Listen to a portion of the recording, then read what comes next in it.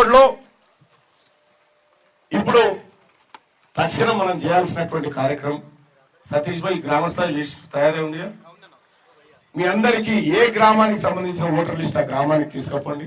మీ ఊర్లో 20 మందా 30 మందా ఉంటే వాళ్ళ దగ్గర పోయి కలవండి.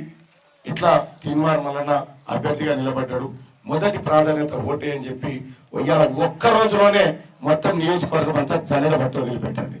ఆ తర్వాత వాళ్ళు తయారున్నారన్న ఒక మాట చెప్తే పోయేద్దాం అనేటువంటి ఆలోచనలో ఉన్నారు పట్టభద్రులు. ఏం లేదు, గ్రౌండ్ అంతా ఖతం చేసినాం, క్లియర్ చేసి పెట్టినాం.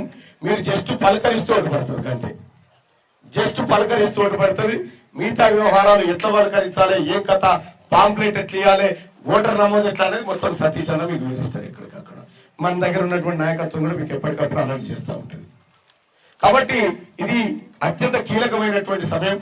మునుగోడు ప్రజలారా, మునుగోడు కార్యకర్తలారా, మునుగోడు కాంగ్రెస్ పార్టీకి వెన్నుముకగా నిలబడ్డటువంటి మీరందరూ కూడా ఇవాళ, రేపు, ఎల్లుండి ఈ 3 రోజులు చాలా అలర్ట్ గా ఉండి పట్టభద్రుల చేత ఓటు వేయించుకునేటువంటి బాధ్యత మనం తీసుకోవాల్సిందిగా మీ అందరిని రిక్వెస్ట్ చేస్తా ఉన్నా.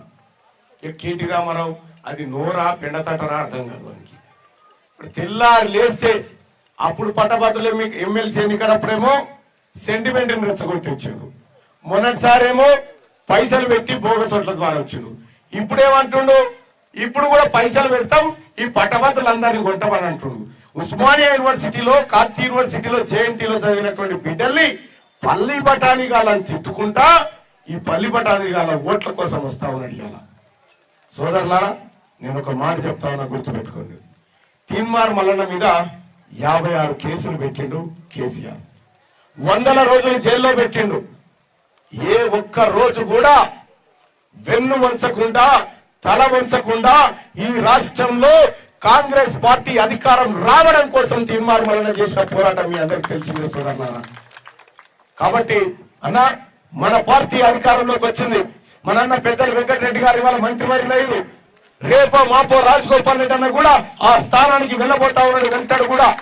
కాబట్టి సోదరులారా, ఇది మంచి అవకాశం.